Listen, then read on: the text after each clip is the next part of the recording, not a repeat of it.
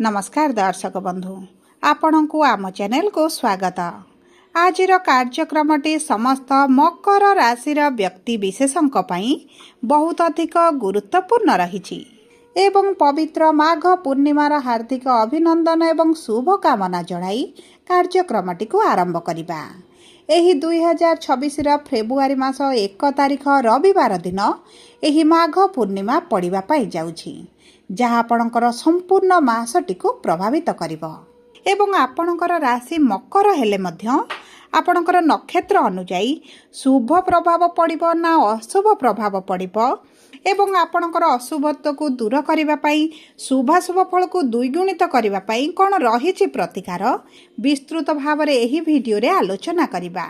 सेतिपाई आपण आपणकर व्यस्त बहुल समय मध्यरु मात्र 10 मिनिट समय आपण निज पाई दियंतु।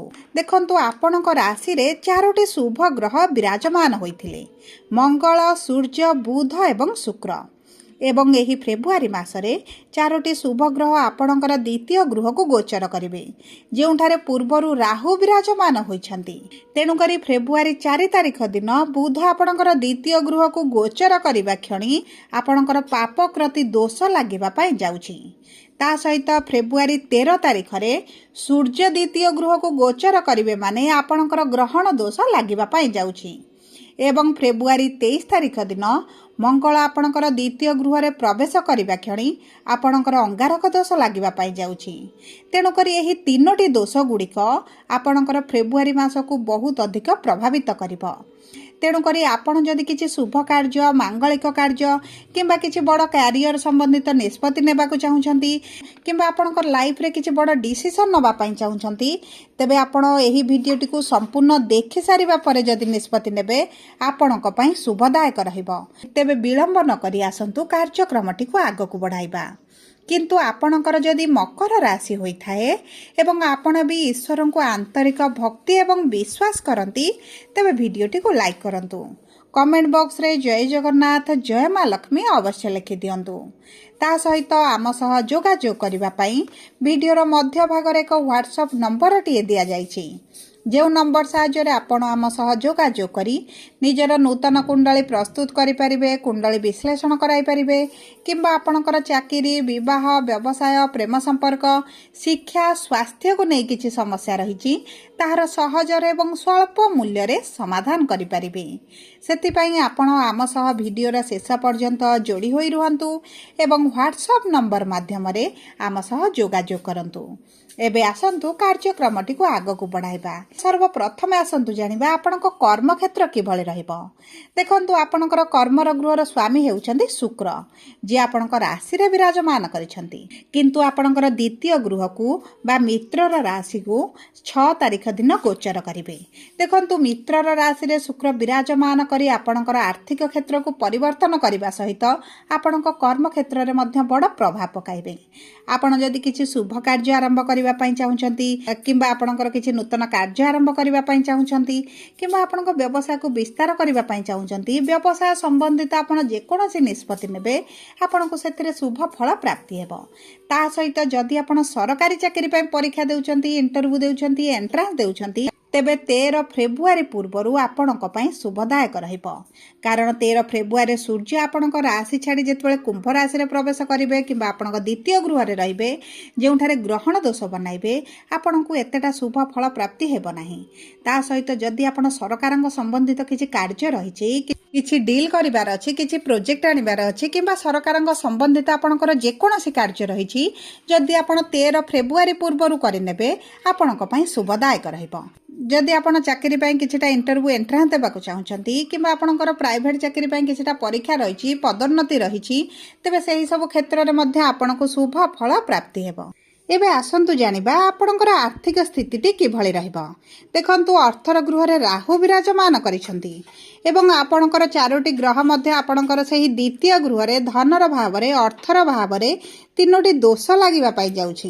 ତେଣୁକରି ଯଦି ଆପଣ କିଛି ଲୋନ୍ ନେବାକୁ ଚାହୁଁଛନ୍ତି, କିଛି କରଜ ଆଣିବା ପାଇଁ ଚାହୁଁଛନ୍ତି, ଏହି ସମୟଟି ବା ବିଶେଷ ଭାବରେ 13 ତାରିଖ ପରେ ଯଦି ଆପଣ ନ ନିଅନ୍ତି ଆପଣଙ୍କ ପାଇଁ ଶୁଭଦାୟକ ରହିବ। କାରଣ 23 ତାରିଖ ପରେ ଯେତେବେଳେ ଅଙ୍ଗାରକ ଦୋଷ ଲାଗିବ, ଆପଣ ଯଦି କିଛି ଧାର ଆଣନ୍ତି, ଋଣରେ ଆଣନ୍ତି, ତେବେ ଆପଣଙ୍କୁ ଶୁଝିବା ପାଇଁ ସମସ୍ୟା ହେଇଯିବ ଏବଂ ଆର୍ଥିକ ସମସ୍ୟା ମଧ୍ୟ ବଢ଼ି ଚାଲିବାର ବହୁତ ଅଧିକ ସମ୍ଭାବନା ଅଛି। ତେଣୁକରି ଚେଷ୍ଟା କରନ୍ତୁ, ଯଦି ଆପଣଙ୍କର ନୂତନ ବ୍ୟବସାୟ ପାଇଁ ହେଉ କିମ୍ବା ଆପଣଙ୍କର କିଛି କାର୍ଯ୍ୟ ପାଇଁ ଅର୍ଥ ଆଣିବା ପାଇଁ ଚାହୁଁଛନ୍ତି, ଲୋନ୍ କରିବା ପାଇଁ ଚାହୁଁଛନ୍ତି, ତେବେ 13 ତାରିଖ ପୂର୍ବରୁ କଲେ ଆପଣଙ୍କ ପାଇଁ ଶୁଭଦାୟକ ରହିବ। କିମ୍ବା ଆପଣ ଯଦି ବି ପାର୍ଟନରସିପ୍ରେ କିଛି କାର୍ଯ୍ୟ ଆରମ୍ଭ କରିବେ, ସେଥିରେ ମଧ୍ୟ ଆପଣଙ୍କୁ ଶୁଭ ଫଳ ପ୍ରାପ୍ତି ହେବ। ଦେଖନ୍ତୁ, ଆପଣଙ୍କର ଲାଭର ଗୃହର ସ୍ୱାମୀ ହେଉଛନ୍ତି ମଙ୍ଗଳ। 23 ତାରିଖ ଯାଏଁ ଆପଣଙ୍କର ରାଶିରେ ବିରାଜମାନ କରିବେ। ତେଣୁକରି 23 ତାରିଖ ପର୍ଯ୍ୟନ୍ତ ଆପଣଙ୍କର ପ୍ରଫିଟ୍ ଦେଖାଇ ପାରନ୍ତି। ଆପଣଙ୍କର ପୂର୍ବରୁ ଯଦି ମାନ୍ଦା ପରିସ୍ଥିତି ଚାଲିଛି, ସେଥିରେ ମଧ୍ୟ ଆପଣ ଗ୍ରୋଥ୍ ଦେଖିପାରନ୍ତି। କିମ୍ବା ଆପଣଙ୍କର ବ୍ୟବସାୟକୁ ଯଦି ଏକ୍ସପାଣ୍ଡ କରିବେ, ସେଥିରେ ମଧ୍ୟ ଆପଣଙ୍କର ଇନକମ୍ ବଢ଼ିବ। ଦେଖନ୍ତୁ, 23 ତାରିଖ ପରେ ଅବଶ୍ୟ ଆପଣଙ୍କର ଆର୍ଥିକ ସ୍ଥିତିଟି ଟିକେ ଶୋଚନୀୟ ପରିସ୍ଥିତିକୁ ଆସିପାରେ। ସେଥିପ୍ରତି ଆପଣଙ୍କୁ ଟିକେ ଦୃଷ୍ଟି ଦେବାକୁ ପଡ଼ିବ। ଏବେ ଆସନ୍ତୁ ଜାଣିବା କିପରି ରହିବ ଆପଣଙ୍କର ଶିକ୍ଷା, ସନ୍ତାନର ଯୋଗ ଏବଂ ପ୍ରେମ ସମ୍ପର୍କ। ଦେଖନ୍ତୁ, ଆପଣଙ୍କର ଏହି ପଞ୍ଚମ ଗୃହର ସ୍ୱାମୀ ହେଉଛନ୍ତି ଶୁକ୍ର, ଯିଏ ଆପଣଙ୍କର ଦ୍ୱିତୀୟ ଗୃହରେ ମିତ୍ରର ରାଶିରେ ବିରାଜମାନ କରିବେ। ତେଣୁକରି ଆପଣଙ୍କର ଶିକ୍ଷା ସମ୍ବନ୍ଧିତ ବିଶେଷ ସମସ୍ୟା ଆପଣ ଦେଖିବେ ନାହିଁ। ପୂର୍ବରୁ ଯଦି ଆପଣଙ୍କର ଶିକ୍ଷାରେ କିଛି ସମସ୍ୟା ଦେଖୁଥିଲେ, ସେଥିରେ ମଧ୍ୟ ଆପଣ ଉନ୍ନତି ଦେଖିବେ ଏବଂ ତା ସହିତ ଯଦି ଆପଣ ଉଚ୍ଚଶିକ୍ଷା କରିବା ପାଇଁ ଚାହୁଁଛନ୍ତି, ତେବେ ଆପଣଙ୍କୁ ମଧ୍ୟ ବହୁତ ଗୁଡ଼ିଏ ସୁଯୋଗ ମଧ୍ୟ ପ୍ରାପ୍ତ ହେବ। ଆପଣଙ୍କ ମନପସନ୍ଦର କଲେଜରେ ଆଡ଼ମିସନ୍ ହୋଇପାରେ, ଆପଣଙ୍କ ମନପସନ୍ଦର କୋର୍ସ ମଧ୍ୟ ଆପଣ କରିପାରନ୍ତି। ଯଦି ଆମେ ଦେଖିବା ଆପଣଙ୍କର ସନ୍ତାନର ଯୋଗକୁ, ତେବେ ଦେଖନ୍ତୁ, ଆପଣଙ୍କ ସନ୍ତାନ ପ୍ରାପ୍ତି ପାଇଁ ବହୁତ ଭଲ ସମୟ ରହିଛି। କାରଣ ଆପଣଙ୍କର ରାଶିର ସ୍ୱାମୀ ଶନି ତୃତୀୟ ଗୃହରେ ଅଛନ୍ତି ଏବଂ ତୃତୀୟ ଦୃଷ୍ଟି ଆପଣଙ୍କର ପଞ୍ଚମ ଗୃହକୁ ପ୍ରଦାନ କରୁଛନ୍ତି।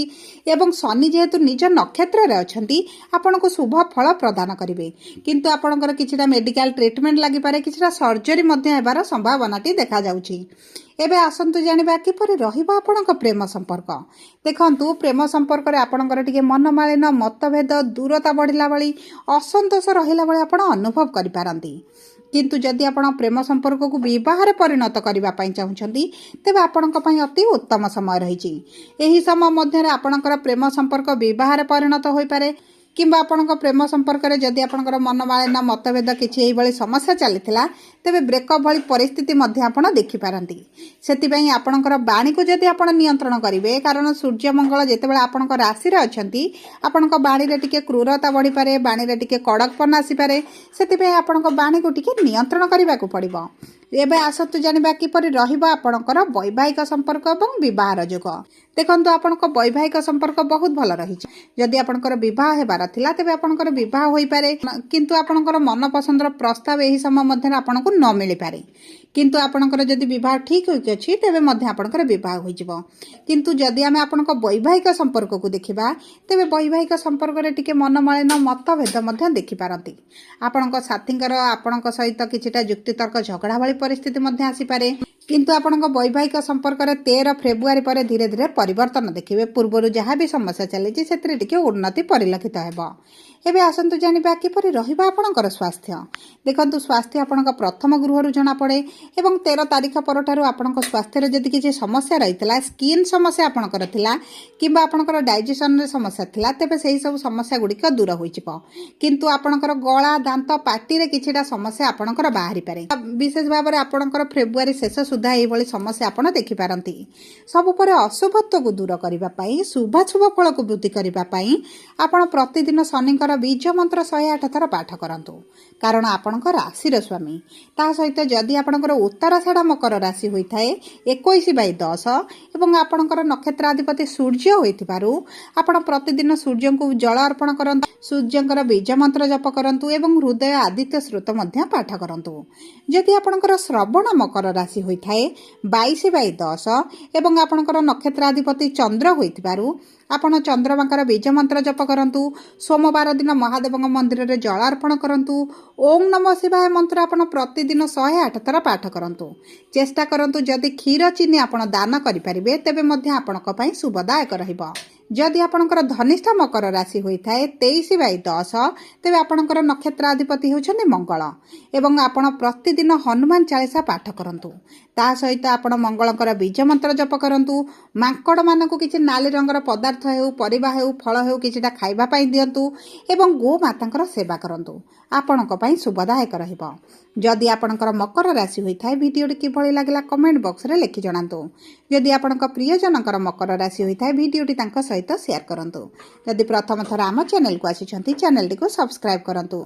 धन्यवाद।